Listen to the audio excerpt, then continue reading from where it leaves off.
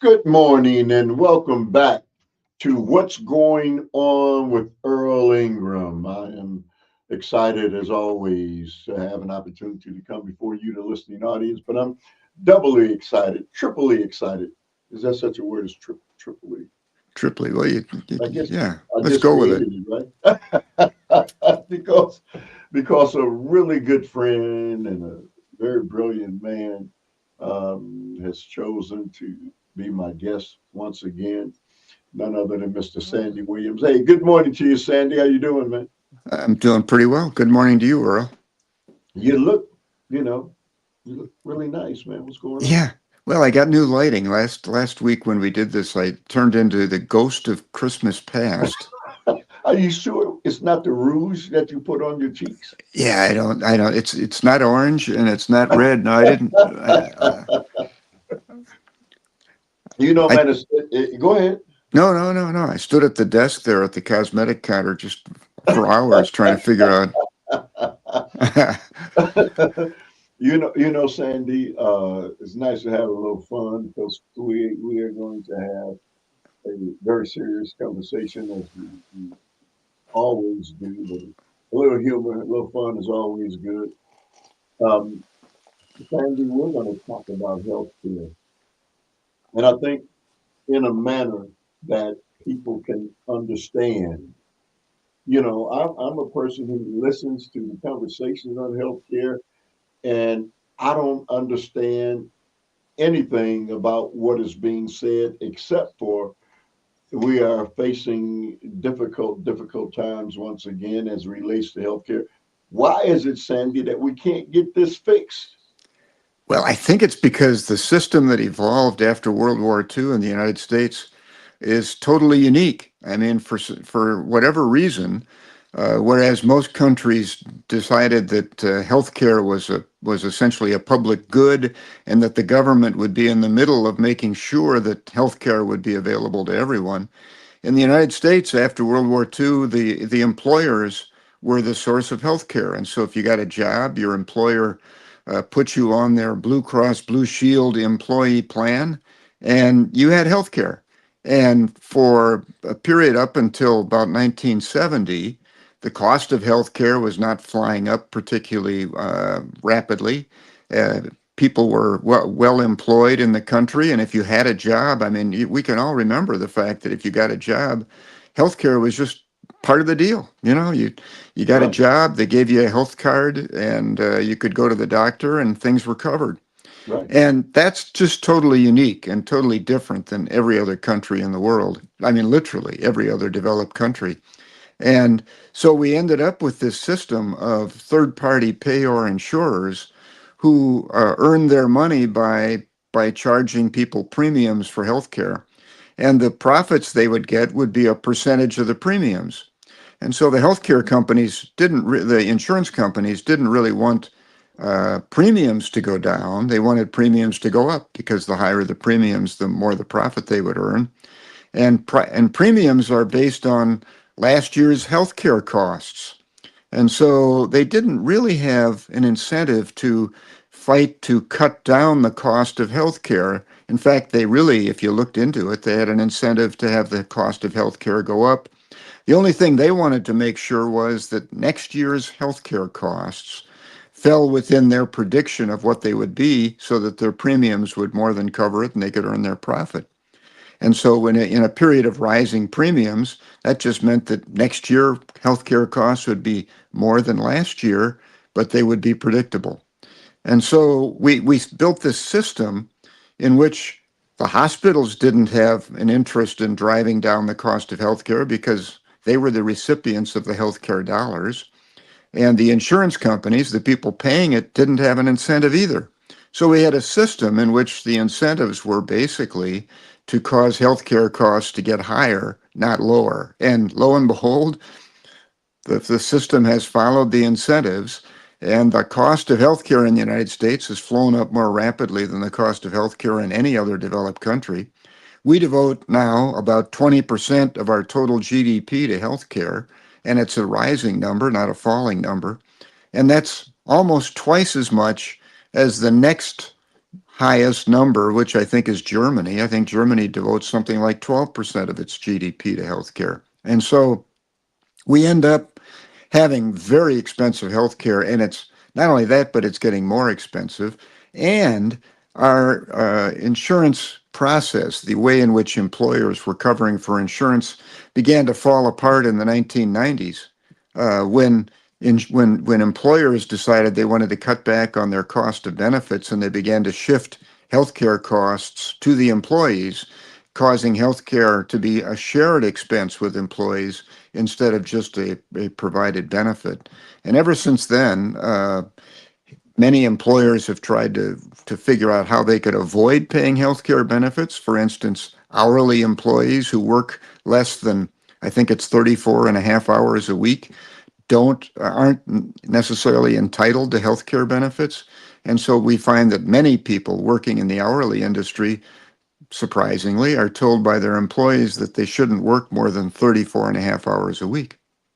You know, Sandy, while as you stated earlier, you talked about the '90s and the times, you know, when our healthcare system was affordable and working. We are now at a point where baby boomers, Sandy, uh, are really, you know, we're living longer, we're sicker. It costs more money to keep us moving and going. Um, and so, is that one of the reasons why the system is more costly? Well, what happened was until we had Medicare and Medicaid and we had these kind of requirements for what would be included within healthcare, cost was an object that was considered by those people providing healthcare because people would be concerned about paying or couldn't consider paying $300,000 a year for a course of medication that was effective but was terribly expensive.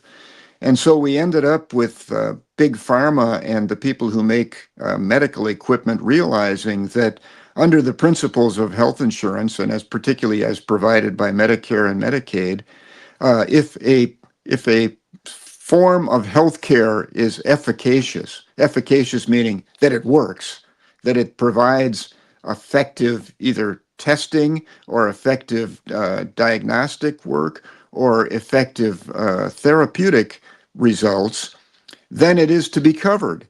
And so that led to the development of kinds of medical treatment and kinds of medical diagnosis, which were terrifically expensive, very sophisticated, but terrifically expensive.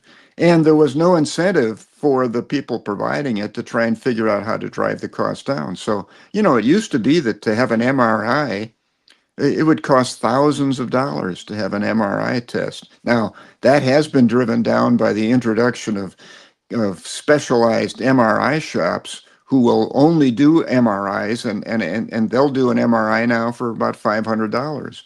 And so, competition and market pressure could drive the cost of healthcare in the United States down, but the insurers have taken steps to make sure that there is little or no competition. For instance, insurance companies have negotiated deals with all the hospitals that if a patient is insured, then they will pay 50% of the bill. The insurance company will get away with paying 50% of the announced price by the healthcare provider, and that will satisfy the bill.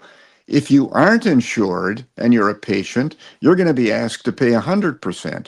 And that 100% is unnaturally high. I mean, it's not even a realistic price. I had I had a procedure once that, we're all old. We can all talk about our medical stuff. I had a procedure, 1 day procedure in a hospital where the announced bill was $135,000, and the insurance company paid under $30,000 and settled it. That was it. So it didn't really cost 135. It cost 30. But so we have this system now where the payors, the insurance company, are making sure that you have to be insured in order to have an affordable or even close to affordable price. Uh, and you can't pay cash and avoid paying the full price. And so that cuts down the ability for there to be market pressure other than whatever it is insurance companies and Medicare negotiate. And one of the problems with Medicare and Medicaid and the government is that lobbyists are so powerful that they've tied the hands of the government in its capacity to negotiate low cost for medical care. Sandy, several months back, I wound up going to the emergency, and I got there at about 8 a.m. Might have been a little earlier than that. And I forgot what it was, but they ran. I didn't get to leave there until 6 p.m. I got there at 8 a.m. at the emergency. Yeah. They ran cardiograms twice. When I first came, when I left, they took blood at least four different times. They ran every test known to man, Sandy, on me. I only have Medicare. So my thing is, they ran all these different tests. And yes, it cost an awful lot of money. And you know what they said after I was there from 8 a.m. to 6 p.m.? Okay, everything checks out. Go see They, your own doctor. yeah, they said, "Thank you very much, sir." But I mean, the I mean, fact Sandy, that, that's part of it. Isn't that part of the issue? yes, oh yes, I mean the way healthcare has unraveled and evolved. I say evolved and unraveled, is that the incentives are just all wrong for the overall cost of healthcare to be under control. All of the incentives are to put an upward thrust on healthcare costs. The way it's been designed and the way it's evolved, so that hospitals are busily looking to see what tests you could qualify for, not necessarily the tests that you need or the ones that are cost effective, but what are the tests that you qualify for under the standards for insurance and Medicare. And if you qualify for a test, you can be pretty damn sure that the hospital is going to decide you need it, and you'll have it. And some of them are very expensive. And the same is true with medicine, with the way we've set up our patent system and the way we've allowed big pharma to charge exorbitant prices for medicine that way exceed the cost. And the argument by big pharma is, well, you need to let us recover these costs because otherwise we won't do this research to find the next expensive form of medication. But if you get into if someone did a PhD thesis on where healthcare costs, where big pharma focuses its research, they basically focus their research on chronic diseases and medication that can mitigate chronic disease, not so much cure it, but mitigate it. Because as far as big pharma is concerned, there's nothing better than somebody who has a chronic disease, who has many years of life expectancy ahead of them, who has to take this medicine every day for the rest of their life. I mean, that sounds like it was a program or a requirement designed by a marketing team, right? So, Sandy, if at the root of our medical system is profit, how do you get around that? Well, it wouldn't be bad. It wouldn't be so bad if, I mean, I think having something rooted in profit, or at least the ability to earn enough money It's not a bad out thing. of it to cover its costs. But the problem is that the demand side, the payors, the people who are making the decision on what it is that should be provided in the way of healthcare, there is no cost discipline built into that side of the ledger, because all of them have an incentive for the insurance premiums to get higher, the price of big pharma goods to get higher, the price of medical services to become higher. I mean, if you're a provider, you aren't interested in cutting prices if you can recover higher prices. I mean, here's a choice. You can cut your price and receive a lower profit, or you can increase your price and receive a higher profit because the market isn't going to penalize you for raising your price. Well, that's a formula for higher prices. And that's essentially the current system. And that's what bothers me about everybody in Washington right now looking at the healthcare system, because it's the fundamental healthcare system that's broken. And it's fundamental changes that need to be made. The Republican side of the ledger is just talking about eliminating subsidies, but they aren't talking about how they're going to replace the subsidies with a program that actually provides service on a basis that makes it available to Tom, Dick, and Mary. And the Democrats' answer is to increase the subsidies, but that doesn't introduce cost control into the system, which is what's driving the cost of Medicare, medical services up. And So, so, there are countries, we could look around the world and find examples of places that have done a much better job of, one, providing quality health care, and two, controlling the cost of health care. so Sandy, the picture you just painted, we just came out of a government shutdown, and January is around the corner, so they put a band-aid on it, and they're going to have to come back and deal with what was the rationale for shutting it down a month and a half ago. In what, less than 30 days or a little bit more, another 40 days, they're going to be right back where they were. How is it possible to fix what it is we're talking about when you put all these levers around it's not an easy issue to fix. Can it be fixed? Well, it certainly can be fixed. Can is that question the teacher always says, well, can you do this, Johnny? And you say, yes, I can do it. Oh, will you do it, Johnny? No, I don't think so. Okay, so that's pretty much what's happening in Washington. Can they fix it? Yes. Will they fix it? It's not very likely, if unless they get a lot of political backbone, and the backbone will have to come from the voters who essentially rise up and revolt over what's happening to the costs.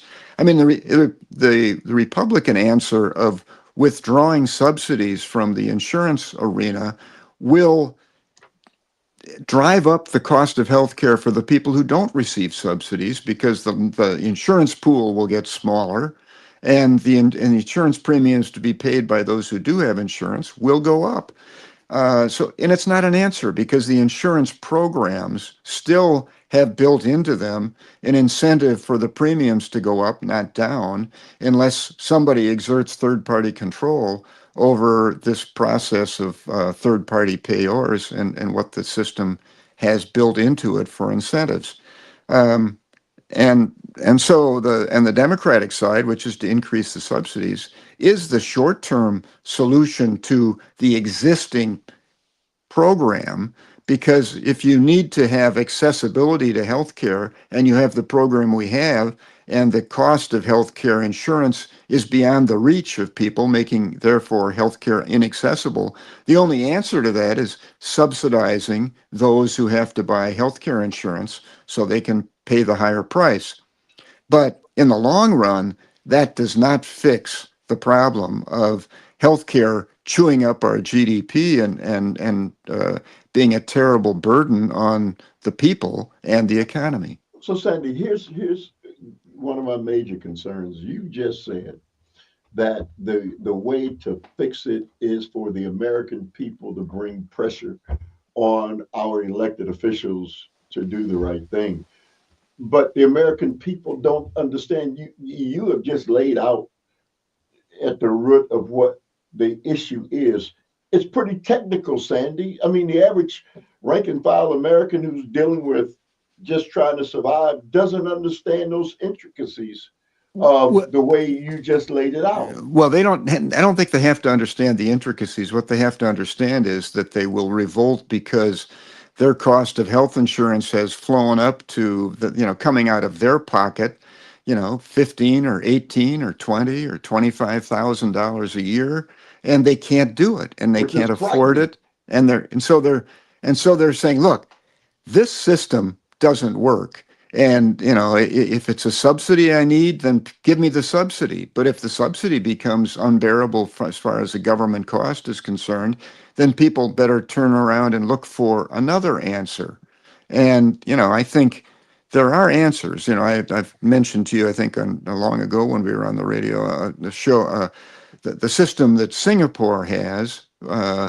And a couple of other countries have adopted, which is derived primarily from at least relying on health savings accounts for everybody, so that everybody is at least making their first medical expense decisions, the ones that are the first $20,000 or $25,000 a year, they're making it out of their own pocket, or at least a purse of that they control that is dedicated to medical costs and will be diminished if they pay too much.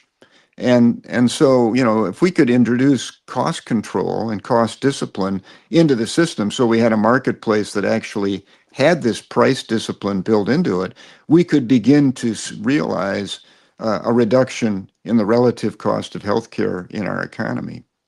So, Sandy, if we have our own individual finances geared towards our health care, is that long term? So that would be computed or calculated based on your age, and you get this what while you're a child No, no. What I or mean, currently we have health savings accounts that we can fund. Yeah, every one of us under the federal tax law.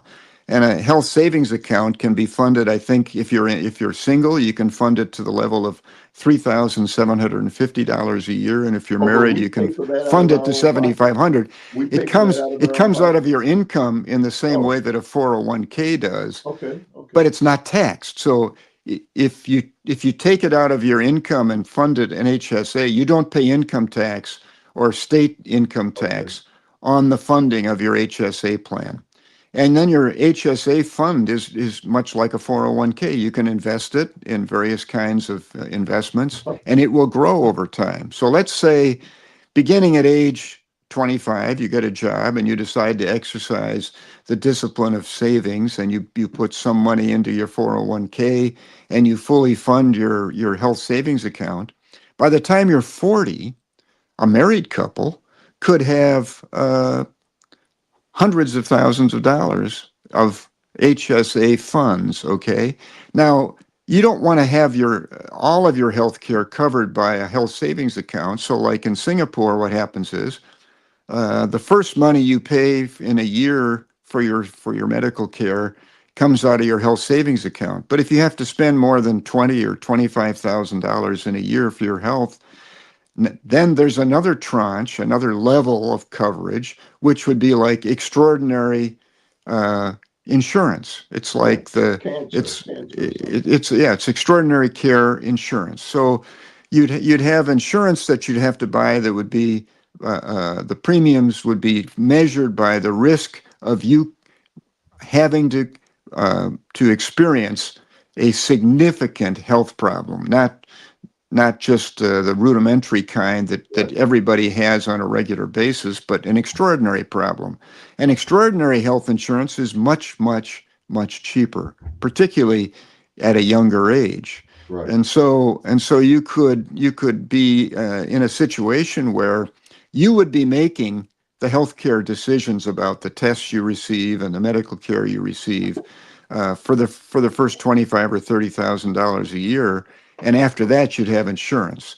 And if you couldn't afford to fund your health savings account, then those who are particularly low income would have the health savings account funded for them by the federal government. And however, it would be theirs to make decisions about with respect to their health care. It can only be used for health care, and the decisions to be made for it would be made by individuals. Now, I'm sure there would be a whole network of counselors, a whole business that would develop that would provide consultation advice to people on how to spend money out of their health savings account, to preserve it, to optimize it, to make sure that you get the health care you need. And all of that would totally change because right now we don't have anybody looking out for the interests of one, the cost of health care, or two, looking out seriously for the interest of Tom, Dick, and Mary. You know, the insurance company is perfectly willing to say no to you. They don't really care about anything other than that your health care is predictable next year and that premiums keep going up by those who they insure. And the medical provider is interested in selling you medical service, kind of whether you need it or not. So Sandy, as complex as that sounds, it clearly might be the best option than what we're talking about now. If you look at technology and the advancements and even what AI is doing in the medical field and industry, they're going to continue to come up with all of these new technical advances that are going to cost even more and more money, and it's going to continue to, the way things are now. We can't live with the way things are now, right? I mean, the changes have to be forthcoming. Is that? Well, yes, I think there has to be changes, and I think the problem is Washington is always so invested in the status quo. You know, the status quo has lobbyists. All the business that exists today have lobbyists and people protecting their interest. I mean, just look at the coal industry. The coal industry, people trying to save the coal industry in spite of the fact that it's in an inevitable decline. The status quo has lobbyists. The status quo has employees who are interested in maintaining their jobs. The status quo is represented by the people who own businesses and have an interest in continuing their profits. The future doesn't have a lobbyist. The future doesn't have that kind of a stake in our political game, which is one of the reasons why a country like the United States, we end up being stuck with status quo systems, and not a lot of dynamic effort is made, at least by the government, in towards shifting to the future. You can see what happened with electric vehicles. Um, but with respect to healthcare, I think the pressure is going to develop significantly with respect to political pressure simply based on economics and the unsustainability of the current trajectory of our system, which is that medical care is slowly eating its way through the GDP to the point where, everyone will be doctors or patients or medical providers of some kind or patients in our economy, which is not realistic and not sustainable. Now, Sandy. well, one thing you mentioned that this health savings account thing is complicated. Actually, it's much simpler than the current system. If if we create a mechanism for people to make their own decisions about healthcare, and an industry develops with, artificial intelligence could well become a significant assistant to each of us as we make our medical decisions, because we could probably ask our AI consultant a lot of questions that would help us decide who we ought to see, what we ought to get done, what we ought to spend on something, what a fair price is. I mean, the fact is that there are going to become tools in the future that could make the system much more responsive. Sandy, it, it's not imminent. I guess the downfall of our healthcare system is not going to happen tomorrow, but clearly, in my life span, the time that we have left, we're not going to see the collapse of it. But certainly, it's inevitable that it can't maintain itself the way it's situated now. So Well, you it's much you more. I think it's more inevitable than you think, Earl, because I think when the shoe hits the floor with respect to this increase in when the subsidies, if the subsidies are dropped from the Obamacare plan, and if healthcare insurance premiums escalate at the rate that they're projected to escalate, if that happens, and even if it doesn't happen, the rate at which premiums are escalating is such that there's going to be millions of people in this country who will experience the financial difficulty of not being able to pay insurance premiums and having to be uninsured in a situation in which being uninsured for medical problems is much too risky for people to bear. So, Sandy, what, if what you are saying is true, and I have no reason to doubt you, then this should almost be a priority one for our government. Well, Barack Obama, to his credit, they saw the problem of pre-existing conditions and the inability of people to get coverage. So that at that point, the belief was that the problem in the country for healthcare was that those who had a pre-existing condition were left out of the system because they could not afford health insurance and they couldn't afford health care either. Now I think the realization is much more profound, and that is that the without the mandate that was built into the Obamacare system, that was designed to keep insurance premiums at an affordable level because the insurance pool would include everyone. We no longer have that mandate, and as a result, we have a system that tends to insure those who are sicker and not to have insurance for those who are in better health. And so we have this escalating cost problem. And I think the new realization is that, and in the 1990s, employers were tracking the cost of healthcare, and they were pointing with alarm at the fact that their rate of inflation of healthcare was much higher than the general rate of inflation, and that it was eating a significantly bigger percentage of the costs of any business. And so they were ringing the alarm bells, but we were all covered. All of us were experiencing the benefit of coverage, and we weren't experiencing the detriment of this increase in cost. That's when the employers passed the cost on, or at least sharing the cost onto employees. Now employees began to experience the problem, and now they're experiencing it in spades. And I think that if there's a silver lining to this, it's that maybe it's going to open the eyes of the country to the fact that we have an unsustainable architecture for the way we deliver healthcare in America. And anybody who goes to if you're sitting in a waiting room or you're talking to a nurse as you're sitting, a nurse practitioner or physician's assistant or even the doctor, ask them if they don't think that the healthcare system is broken and broken badly. And all of them will shake their head yes, and they'll tell you why. So, Sandy, you correct me because what I'm seeing is this is a business. Healthcare is a business. The hospitals are business. We live in a state, and really, Sandy, kind of you and I in a city where there's the development that's taking place at one of the hospitals in our city is unbelievable. The amount of money that's being spent at that site, and it's just I don't know how it can be sustainable, but all shiny and brand new and the bill.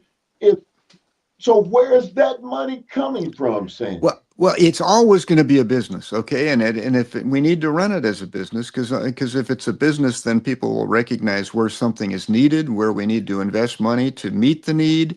We'll also recognize where things aren't needed, and we'll avoid wasting money investing in those areas.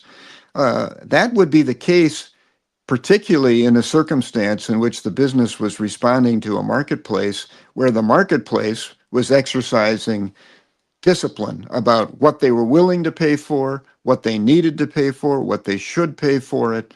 And that's the problem with the current business, is the people paying the bills are not behaving like competitive business people. They're behaving in a completely different fashion. They're responding to the incentives that exist in the unusual market in which they operate, which is this health insurance marketplace.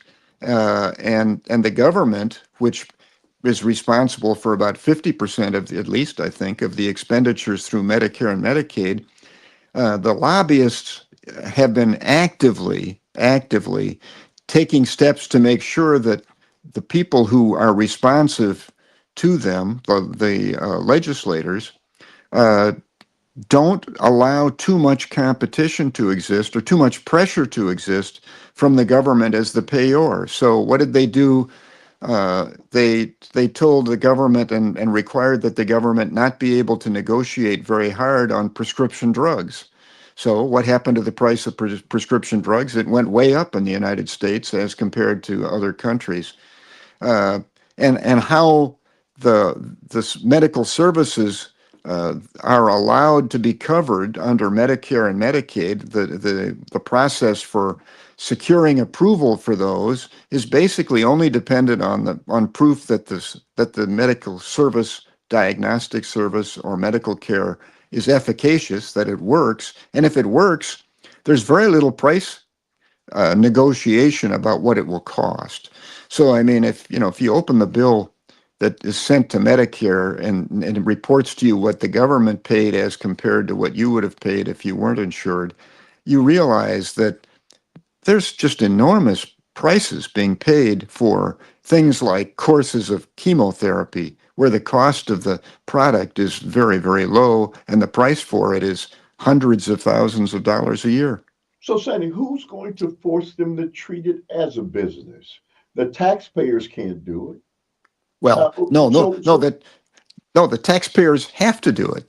The government has to be given the backbone to make decisions that run contrary to the interest of the status quo being the insurance industry and the medical providing industry, who are doing quite well under the existing system. They're doing so well that they're eating up 20% of the GDP. Now, are the doctors doing well? No, not so much. They're all being hired by, bought by the hospital providers, and there's kind of three prongs. There's the medical insurance, there's the people who are packaging the medical insurance and doing the negotiating, and then there are the healthcare providers, the hospitals.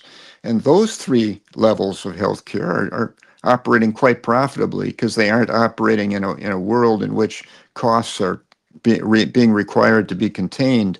And so we need to have a Congress that wakes up, starts responding to something other than the status quo lobbyists, and starts thinking about redesigning the American medical care system. I mean, it could be Medicare for all, but then you'd have to make sure that Medicare had negotiating teeth to make sure that they would negotiate in a rigorous basis for what they were willing to pay for health care and pharmaceuticals.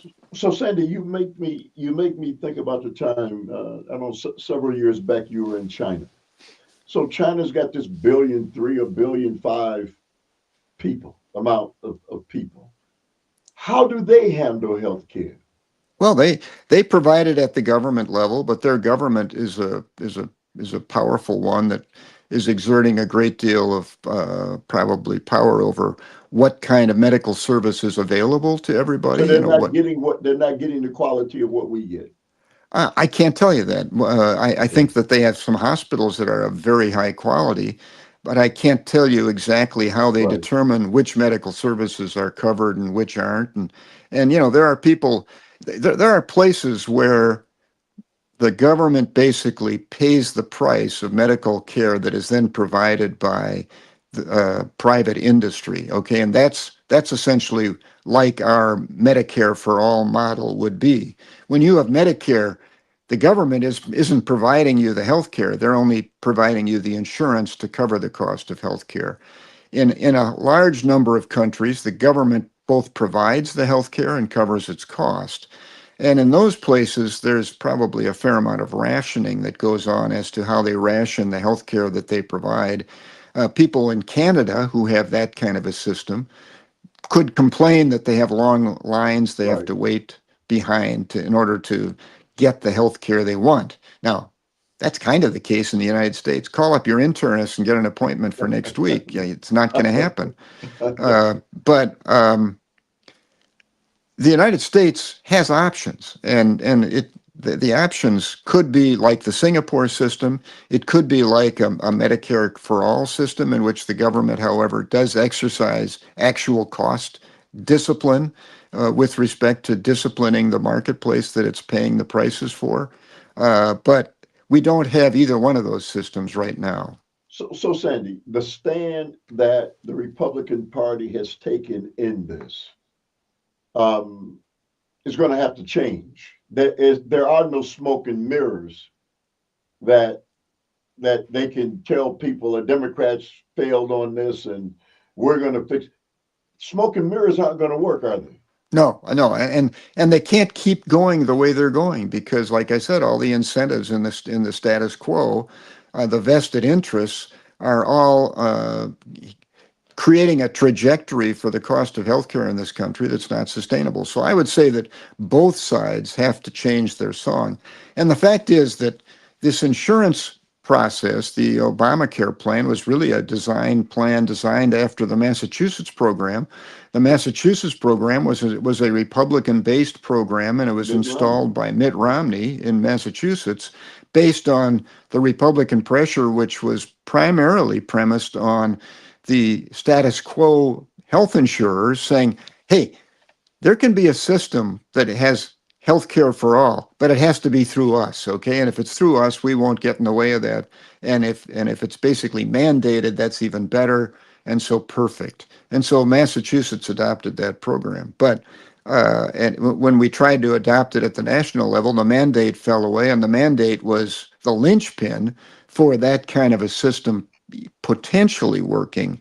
Uh, so without a mandate, we need to go back and revisit just exactly what the design of the architecture is for healthcare in America.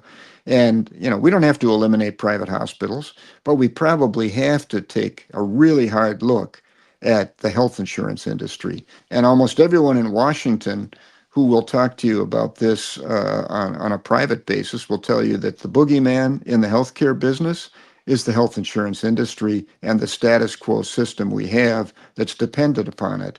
And if the Republicans only want to withdraw subsidies from the healthcare insurance system, but leave the healthcare insurance system intact, uh, the system remains completely broken. So, Sandy, if I'm hearing you right, the health insurance industry is waxing wealthy by the way things are now.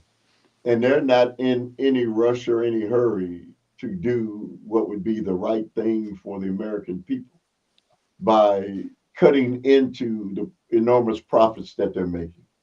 Well, nobody likes change, particularly people who are succeeding in the current system, and change reflects only a risk and not a possibility of a better profit line.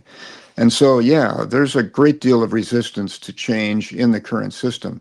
Now, hospitals could thrive under a different system, but they would have to exercise a great deal of cost control and cost constraints that they don't currently have to use based on the way they can forecast revenue and the way they obtain revenue from the insurance system. And it permits them to make massive investments like the ones you've described.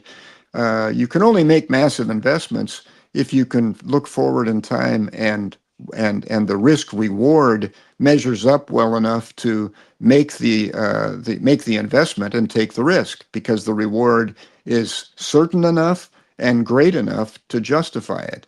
And So, so, yes, I think we would have a system that would possibly be somewhat less dynamic in terms of being able, we frequently brag about being able to provide the most sophisticated health care in the world. And that's undoubtedly true. I mean, Switzerland, a couple of countries can rival us, but it's undoubtedly quite true.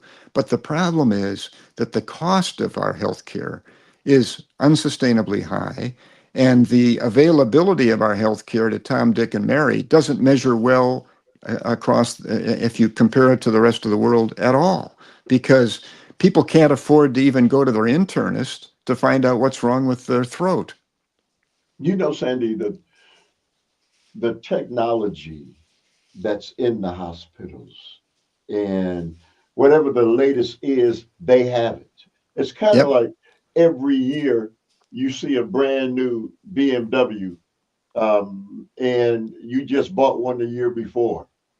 and you thought it's just, oh, it's just spectacular, and then a year later they've got some different changes in it, and you say, oh man, I thought I just had, but you can't continue to keep up with the growth of the technology, and yet the hospitals are, and in order to have and own all that stuff, they need to have people who are coming in using it, right?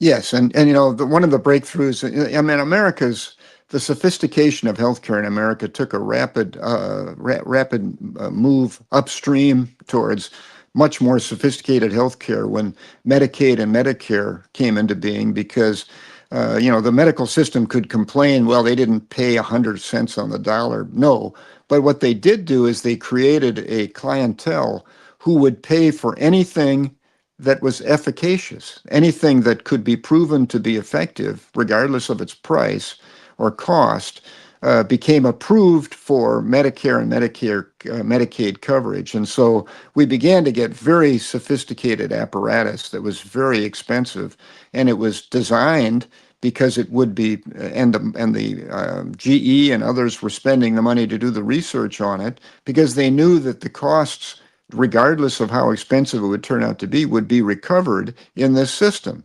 And there's obviously some merit to having a system that will support that kind of sophisticated hardware and sophisticated process.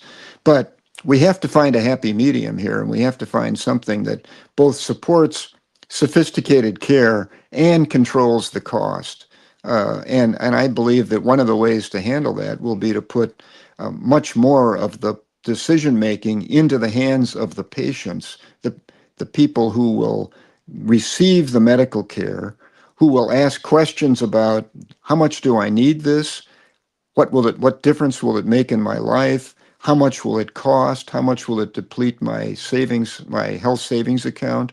And I think that once that's introduced, we can at least begin to start to get a handle on it. So, Sandy, let me just say how fortunate I've been in my life in being born at the right time. I have always had insurance. My father worked, and so as a young boy, my family, we always had insurance because the company that he worked at had insurance. Then I wound up as an adult walking into a unionized shop, as you talked about.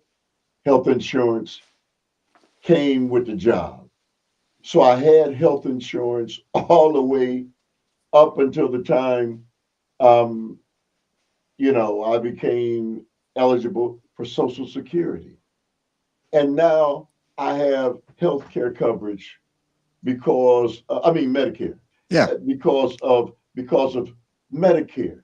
So I haven't been without health care coverage. I've been very fortunate, Sandy. I'll tell you, I could not afford, if there wasn't Medicare, I don't know where I'd be right now.